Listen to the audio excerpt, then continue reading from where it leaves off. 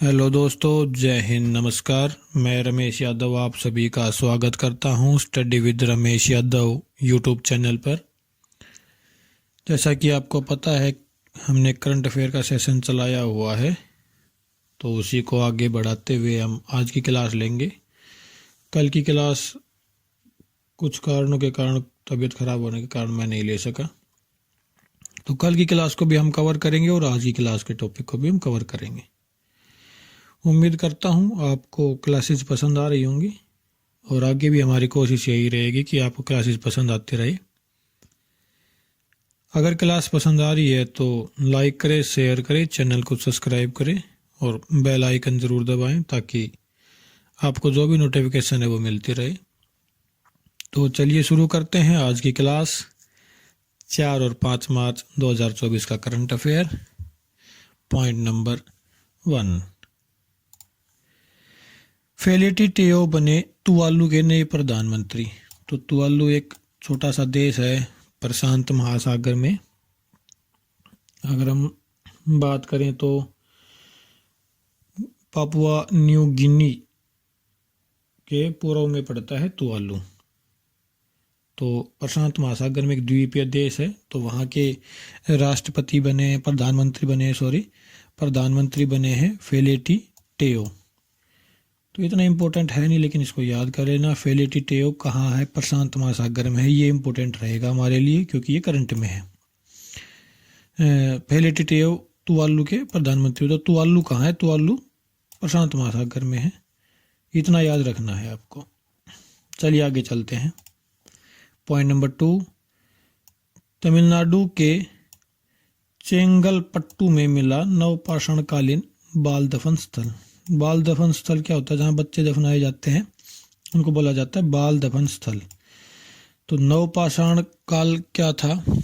अगर आपने हिस्ट्री में पढ़ा होगा तो पुरापाषाण काल, मध्य पाषाण काल और नवपाषाण काल। तो चलिए इसके बारे में जानते हैं।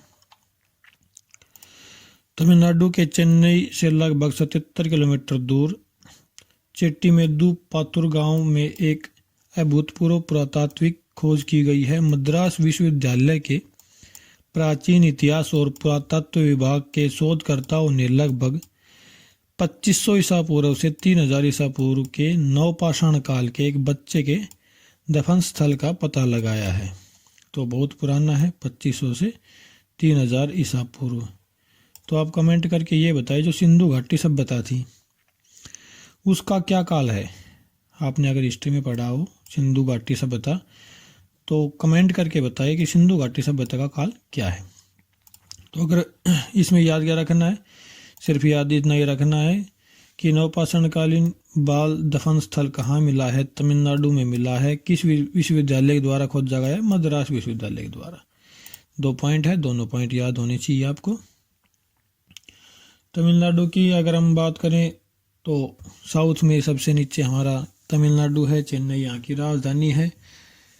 राज्यपाल रविंद्र नारायण रवि और मुख्यमंत्री M.K. स्टालिन है। और जो श्रीलंका के साथ अलग होता है, पाक जल संधि द्वारा भारत अलग होता है। और तमिलनाडु के सापेक्ष में अगर हम बात करें तो यहाँ पालनी पहाड़ियाँ, सेरुमलाई पहाड़ियाँ, सेवारोड और पंचमलाई पहाड़ियाँ, ये सभी चीज़ें वहाँ पे स्थित हैं। जो अगर हम साउथ में सबसे ऊंची चोटी की बात करें तो वो भी तमिलनाडु में ही है। सबसे दक्षिणी चोटी की बात करें कार्डेमम, वो भी केरला और तमिलनाडु के बॉर्डर पर स्थित है। और डोडा बेटा सबसे ऊंचा पीक पॉइंट है नीलगिरी पहाड़ी का, तो वो भी तमिलनाडु में स्थित है। तो चलिए आगे चलते हैं। कभी ज्योग्राफी पढ़ाएंगे तो उसके बारे में बताएंगे आपको डिटेल से। चलिए आगे चलते हैं। पॉइंट नंबर 3, तो आप कमेंट करके ये जरूर बताएं कि साउथ का सबसे ऊंचा पीक पॉइंट कौन सा है। वो मैंने नाम बोला नहीं है अभी, तो आप ये जरूर बताएं कि साउथ का सबसे ऊंची चोटी कौन सी है, वो आप कमेंट करके ज़रूर बताएं। ये डोडा बेटा तो नीलगिरी का हो गया, बाकी आप साउथ का सबसे ऊंचा बताएं। चलिए पॉइंट नंबर 3, अमेजन एनाकोंडा की नई प्रजाति यूनेक्टेस अकियामा की खोज। तो अभी थोड़े दिन पहले मैंने बताया था कि अमेजोन में एक एनाकोंडा मिला है, तो उसकी प्रजाति का नाम दिया गया है यूनेक्टेस अकियामा। ये इम्पोर्टेंट रहेगा, कहाँ मिला है, अमेजोन जंगल में मिला है। चलिए इसके बारे में जानते हैं। इक्वाडोर के वर्षावन में शोधकर्ताओं ने एनाकोंडा की एक नई प्रजाति यूनेक्टेस अकियामा की खोज की है, जो 10 मिलियन वर्ष पहले अपने निकटवर्तियों से अलग हो गई थी। और चलो इसके बारे में इतना इम्पोर्टेंट है नहीं, सिर्फ ये इम्पोर्टेंट है कि जो नई प्रजाति मिली है वो कौन सी मिली है, यूनेक्टेस अकियामा कहाँ मिली है, अमेजोन के जंगलों में मिली है। और सबसे बड़ी अगर हम नदी तंत्र की बात करें तो वो अमेजोन का ही नदी तंत्र कहलाएगा, क्योंकि भूमध्य सागर के बिल्कुल साथ में है। ब्राज़ील, इक्वाडोर, कोलंबिया जो ये देश है ये भूमध्य सागर के बिल्कुल साथ में है। और भूमध्य सागर मुंह से निकल गया, भूमध्य रेखा के बिल्कुल साथ में है। और तो भूमध्य रेखा के बिल्कुल साथ में होने के कारण यहाँ वर्षा अधिक होती है, क्योंकि जहाँ पे गर्मी होगी वहाँ वाष्पीकरण होगा, वर्षा अधिक होगी।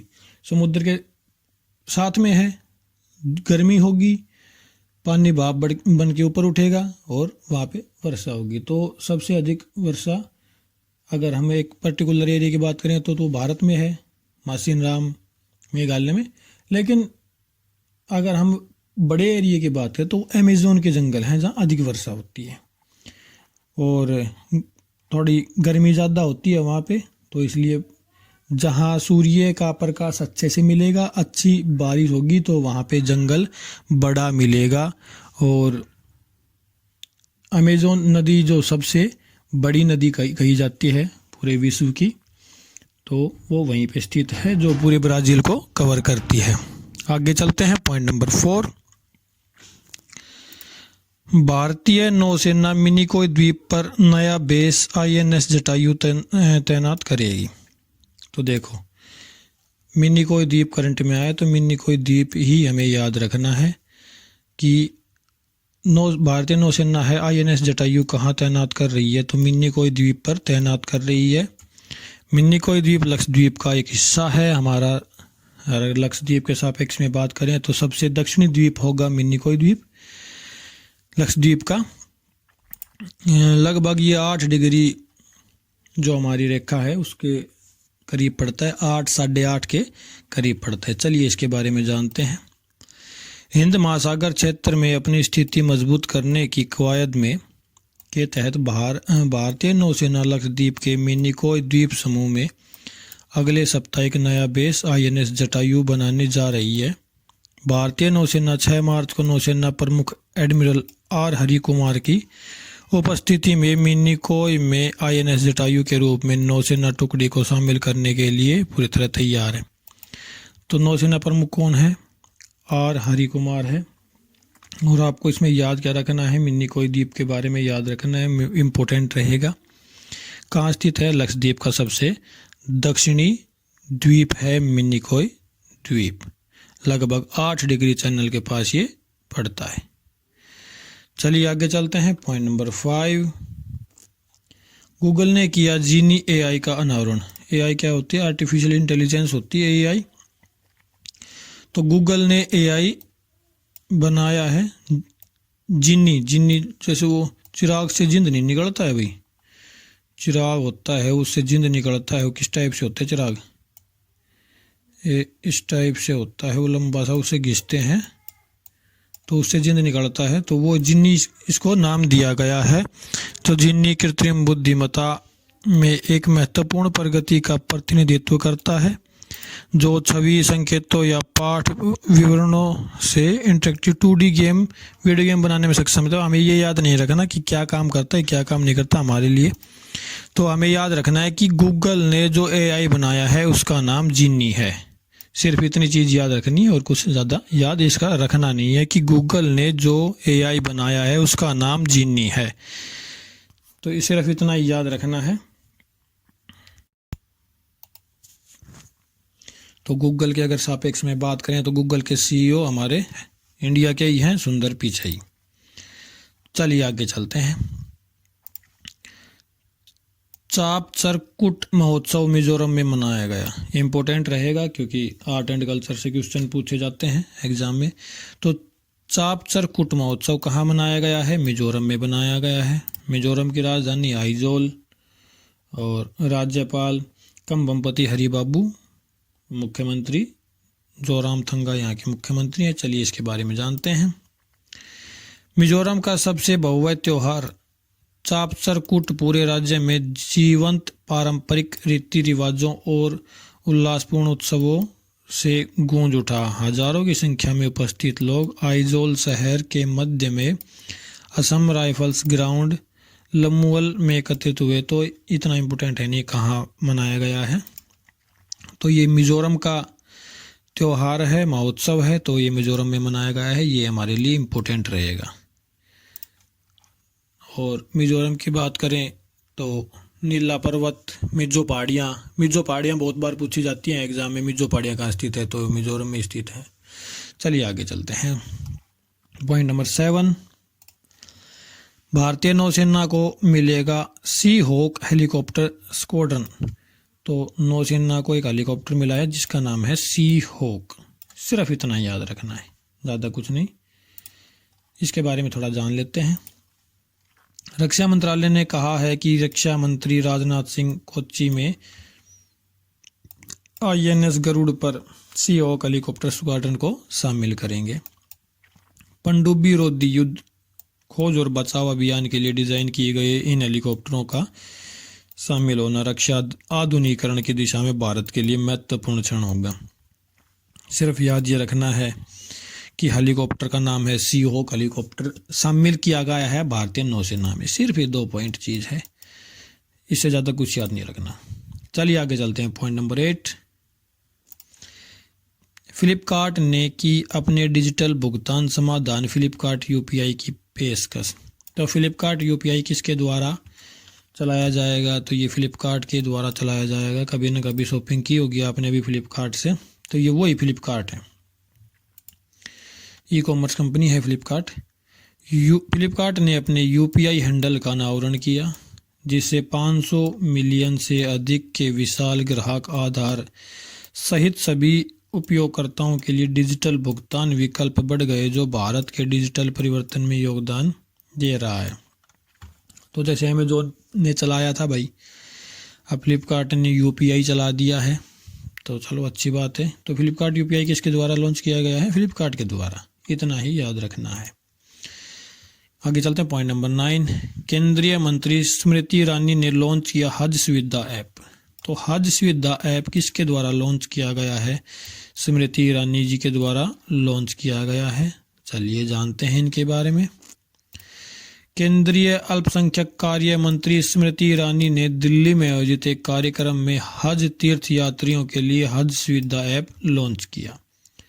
साथ ही हज गाइड 2024 भी जारी किया। इस मौके पर उन्होंने कहा कि लोगों के लिए हज यात्रा को सुचारू और सुविधाजनक बनाने के लिए NDA सरकार के विभिन्न मंत्रालयों ने समन्वित प्रयास किए हैं। देखो याद क्या रखना है कि हज सुविधा ऐप किन के द्वारा लॉन्च किया गया है? स्मृति ईरानी के द्वारा। किस मंत्रालय से है?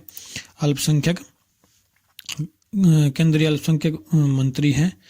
और किन के लिए ये लॉन्च किया गया? तो हज तीर्थ यात्रियों के लिए, जो भाई हज पे जाते हैं ना सऊदी अरब में, उनके लिए ये लॉन्च किया गया है। चलिए आगे चलते हैं। पॉइंट नंबर 10, तेलंगाना सरकार ने इंदिरा आवास योजना शुरू करने की घोषणा की। तो तेलंगाना में कांग्रेस सरकार है, तो इंदिरा आवास योजना तेलंगाना ने शुरू किया है। चलिए जानते हैं इसके बारे में। तेलंगाना सरकार 11 मार्च को गरीबों के लिए इंदिरा आवास योजना शुरू करेगी। मुख्यमंत्री रेवंत रेड्डी ने यह निर्णय लिया और अधिकारियों को लॉन्च के लिए आवश्यक व्यवस्था कराने के निर्देश दिए। याद क्या करना है कि भाई इंदिरा योजना किस राज्य में शुरू की गई है?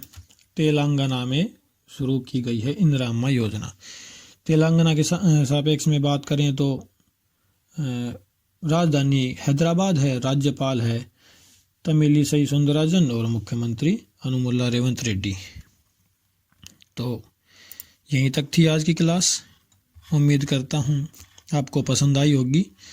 अगर क्लास पसंद आई है तो आप लाइक करें, शेयर करें, चैनल को सब्सक्राइब करें और हमारी कोशिश रहेगी कि हम जल्द ही ऑनलाइन क्लास, लाइव क्लास शुरू करें। तो कोशिश जारी है हमारी। हम संडे को भी 1-2 जगह विजिट करके आए हैं, पैनल, कैमरा, माइक देख के आए हैं और जहाँ भी सेटिंग सही लगेगी हम फिर वहाँ से परचेज करके और आपके लिए जल्द ही लाइव क्लास शुरू करेंगे। तो अगर क्लास अच्छी लगी तो लाइक करें, शेयर करें, चैनल को सब्सक्राइब करें और ज़रूरतमंद बच्चों तक ज़रूर पहुंचाएं। आप अपने यार दोस्तों तक, रिश्तेदारों तक इस चैनल को ज़रूर पहुंचाएं ताकि चैनल ग्रो कर सके। तो आज के लिए इतना ही। क्लास देखने के लिए आपका बहुत बहुत धन्यवाद। Thank you very much.